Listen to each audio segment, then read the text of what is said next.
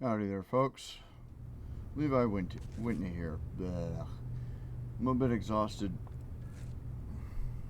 I live on a half-mile track from the main road.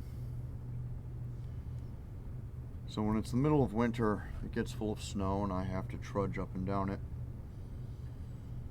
And in this case, I was hauling my groceries up it with an otter sled dragging behind me. It is a heck of a workout. So I'm just tooling around at the moment. This is one of my level 50 characters. He's already incarnated out too. Currently running this mission at ×5.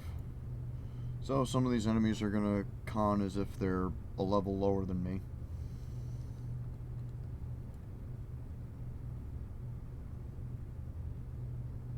But I'm just doing this to have some fun.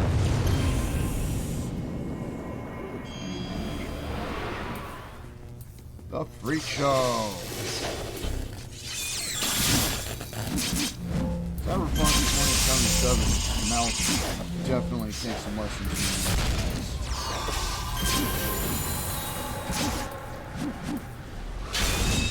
Well, the really weird thing is, it appears that Freakshow has a lot more in common with Warhammer 40k orcs.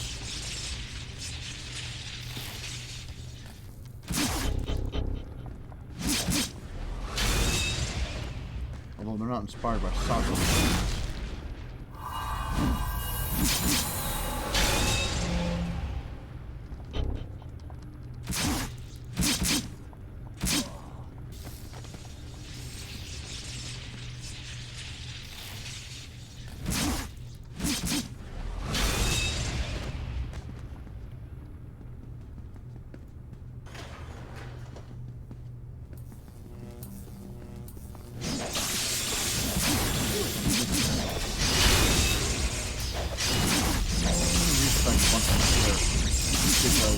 Homecoming made a change that allowed players to have certain abilities.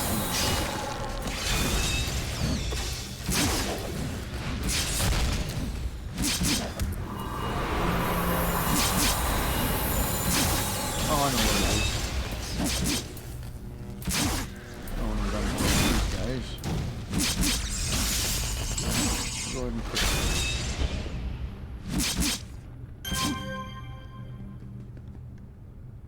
Anybody getting up? That's one of the fun things about the Freakshow. They get back up sometimes. Okay, so what's missing? There it is. One of the great things.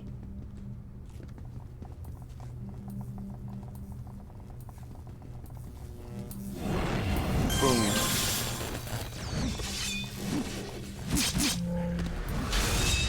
I can do that every minute and a half.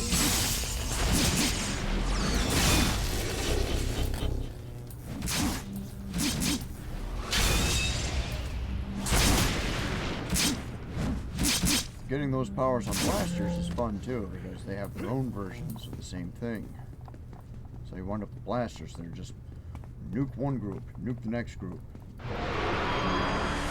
Pull out all their heavy hitter attacks for the next group. And then so on.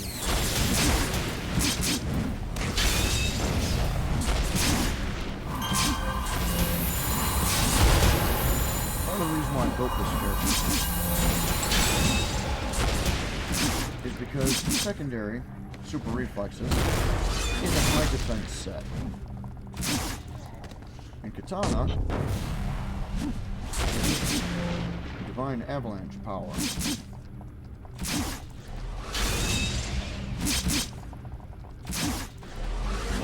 Which increases defense, specifically against smash and lethal.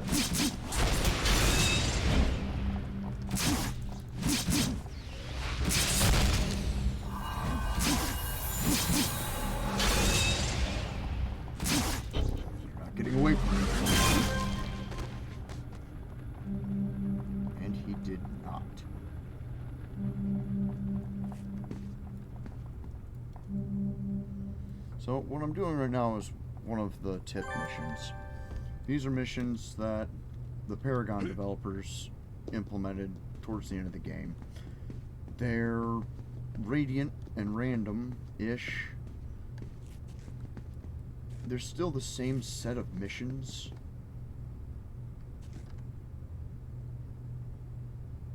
So eventually you end up repeating them. But they got other mechanics. Plus you can decide which version you want to do.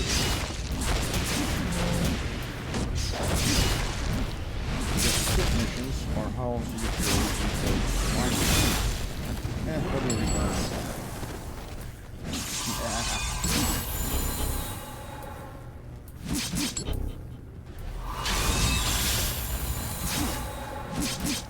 Now you got to decide from the outset how you're going to tackle the mission. If you're going to tackle it as a hero,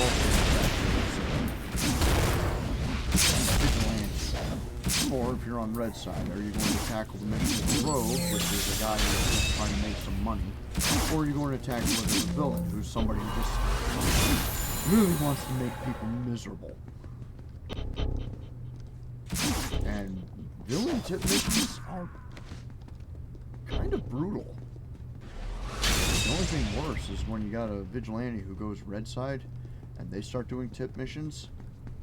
They start doing things that even other villains would be like, dude, you need to slow down.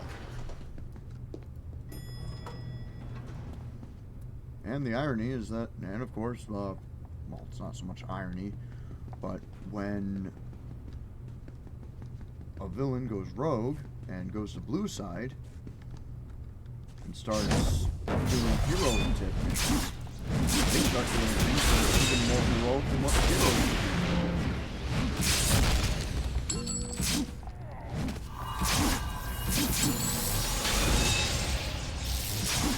Of course, most players, they just get their characters to the line whether it's vigilante or rogue or villain or hero.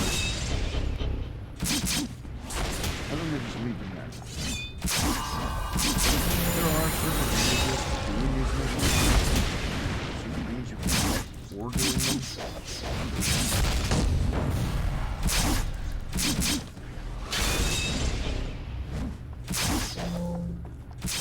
But this is one of the main reasons why we're finally able to have masterminds on hero side and defenders on villain side. Now the debate is, should we even have defenders? Because the corruptor is already so much better than the defender. Although the rubric for being better is just damage output.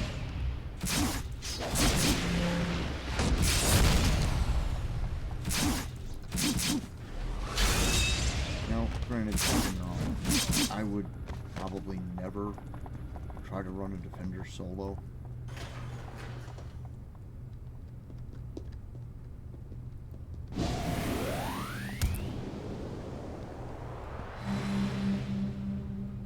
Disarm this bomb. That guy noticed me.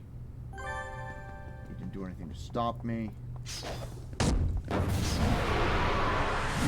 Boys.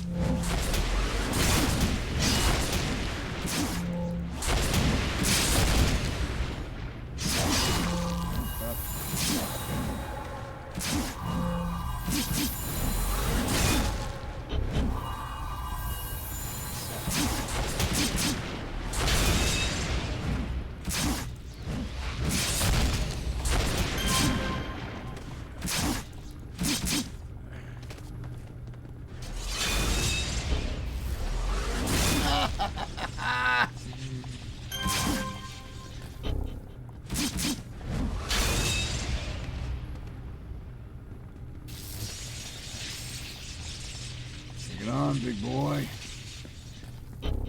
Where are you going? Where are you going?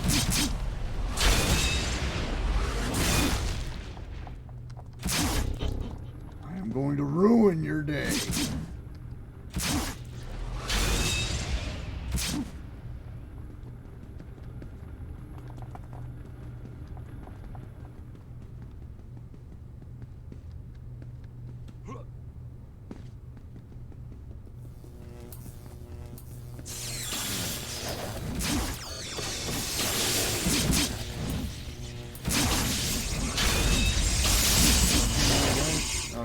killed Charlie.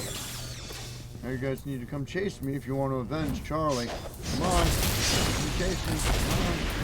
Come on, everybody. Bring it in. Bring it in. Think you guys want to avenge Charlie? Just gonna stay here. So, boys.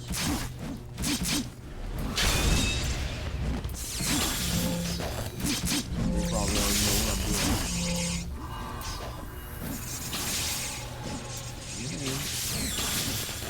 Oh. Yeah, some guys went around. Some intelligence. And when the NPCs in this game start doing that, I get a little bit scared. But they're only so smart.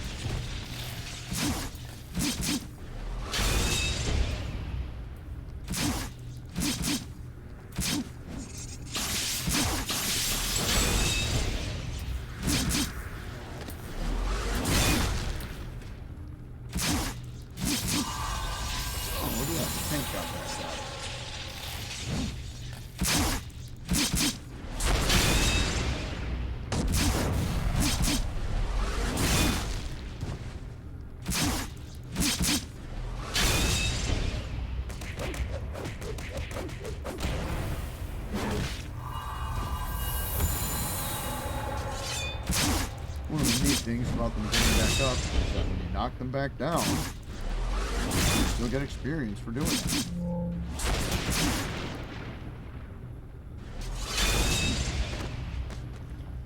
Okay, you're probably wondering why he paused to do a little pose before he did that attack.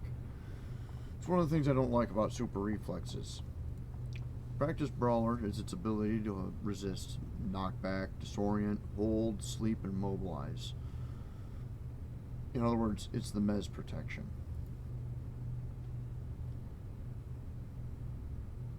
It was not designed with a Katana player in mind. So, every time it's used, it causes a redraw animation. Specifically, it goes into that pose, the Hwaaaa pose.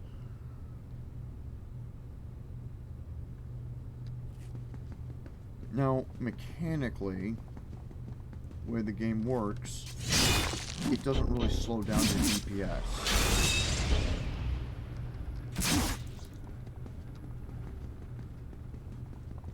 But it does get annoying for some players.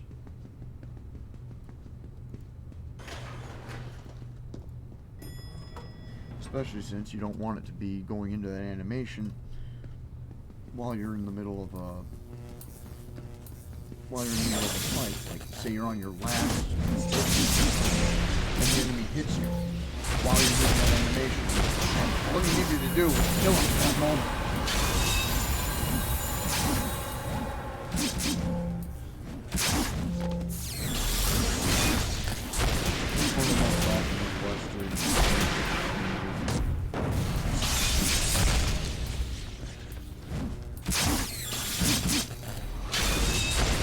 Shield defense is the same sort of thing.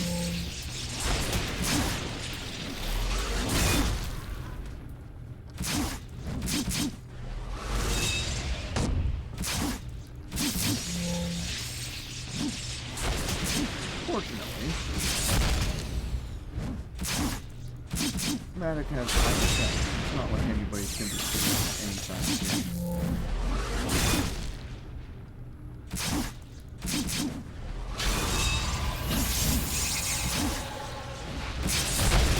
One of the problems with Super Reflexes is that yeah, they'll have trouble hitting you, but when they do, it's gonna hurt. That's why I usually end up building Mattock to have weave and tough in his build. No, wait. I want to go into this. Combat attributes. Defense. 42, 45, 47. That's ranged, melee, and AoE defense.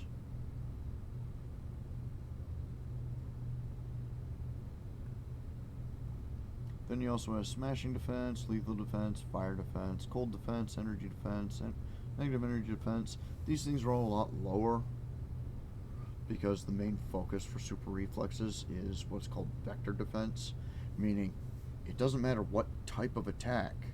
If they're shooting at you, they're shooting at you, and so you're dodging it using ranged defense.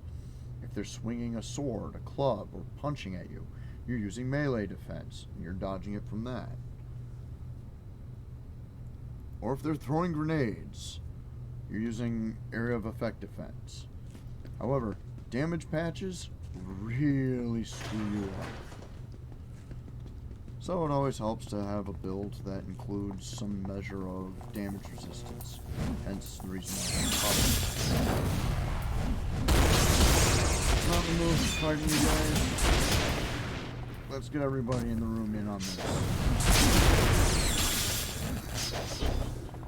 Yeah, bring it in, boys. Everybody. Yeah. Get around, get around. So, yep, there it is. We got it.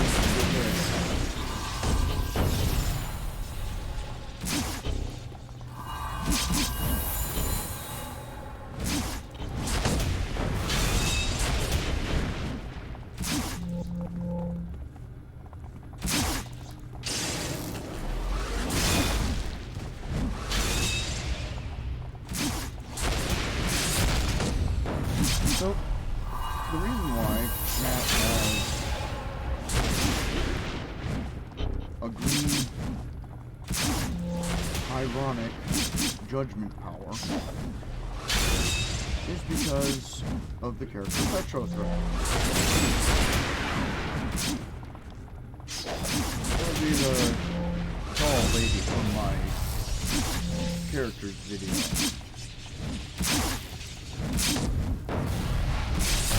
Well, the story that I made for him needs to be his motorcycle, because he wound up using an artifact called a Dragon Heart as a battery for his motorcycle, which slowly started seeping her essence into the rest of the machine, while the alternator was also slowly restoring her soul. And as the years went on, I continued to develop the story until he eventually resurrected Petrothrax. Got her a new body and everything. Although the one who got her the new body was actually Cortland Simmons.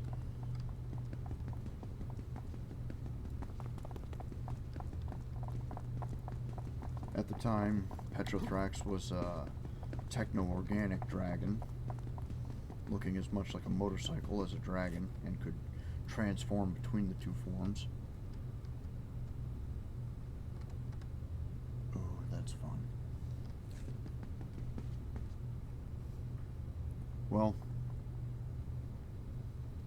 as a dragon, Petrothrax asked Cortland for help restoring her natural body.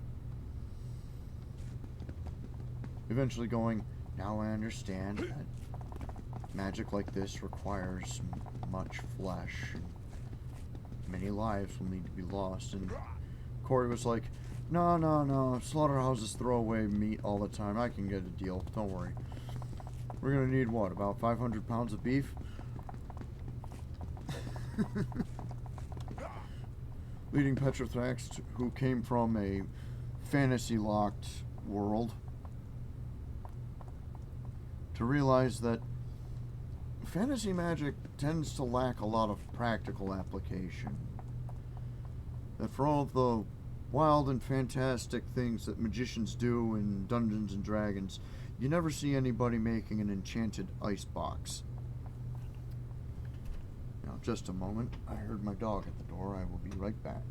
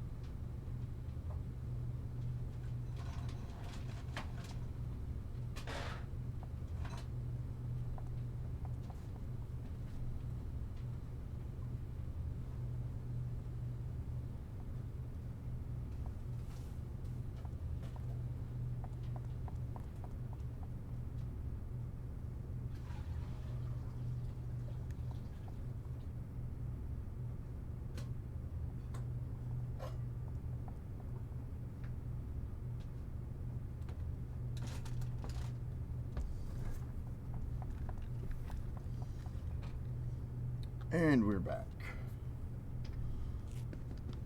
Okay, so that's Blast Furnace. He's one of the people I need to stop. He is currently flanked by the Malta group, the game's semi-answer to the Illuminati. Although, in one of the arcs, the villain, in other words, the player character, sets up their own Illuminati. I really wish we could have seen where the developers are planning to take that.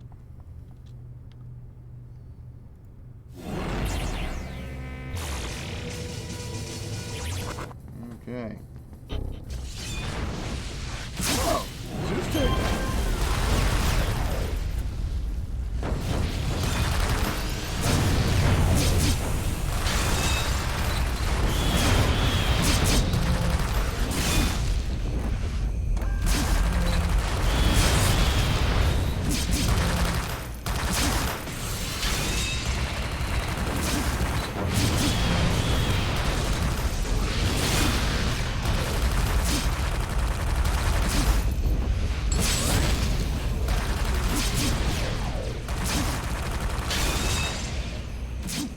Now, unlike the Freakshow, the Freakshow cannot fix itself.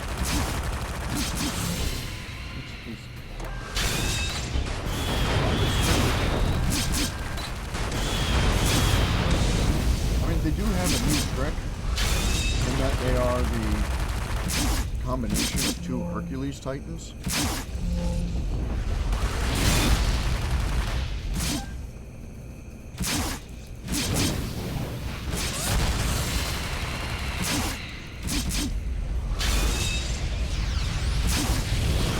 But yeah, two Titans can't do what the last one did.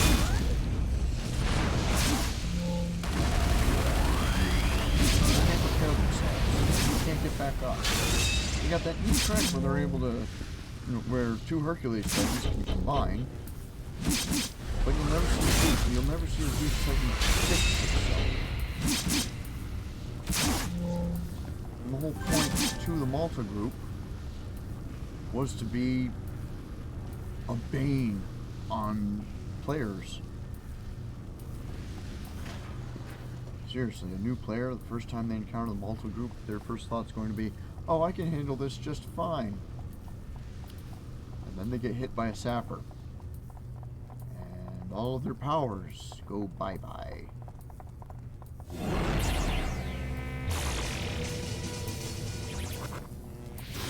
Bimbo! The Bimbo.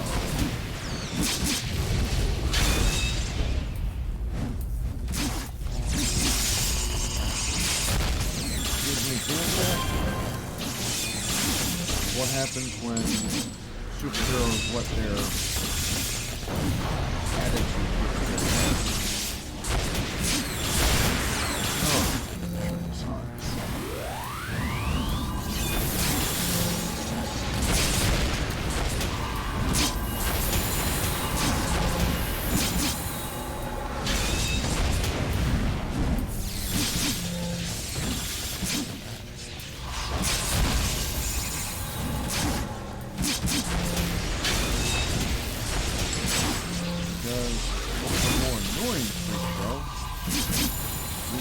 Right now, that guy. the Super Stunner. Remember that guy I was talking about earlier, the Tapper? Yeah, the Super Stunner does that too, just not quite as quickly. And you're about to see what else he does.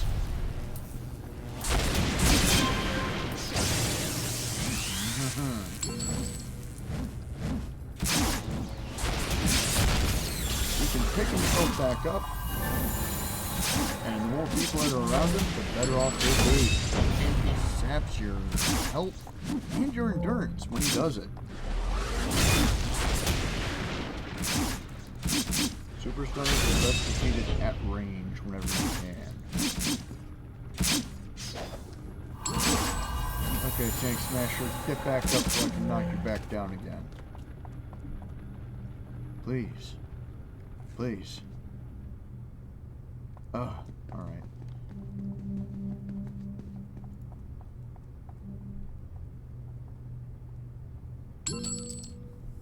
Okay.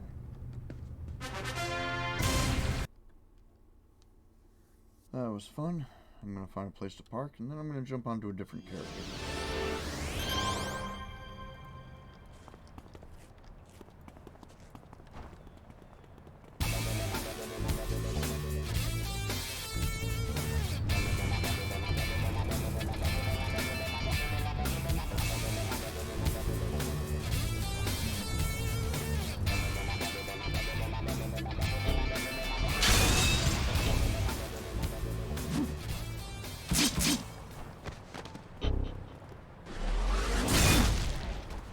Ascendant's not here right now for some reason. Otherwise he would have done that himself.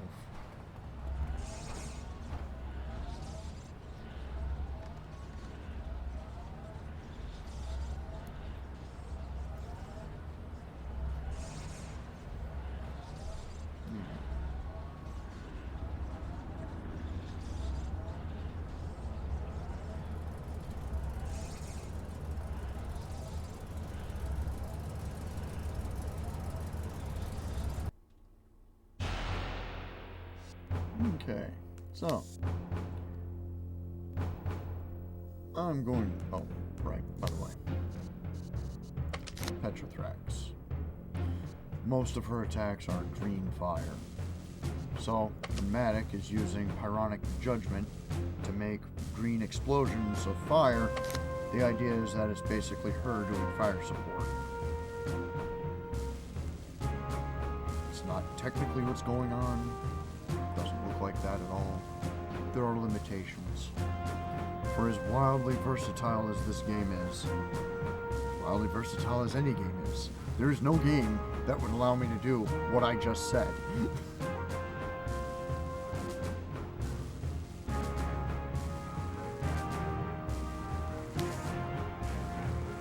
So,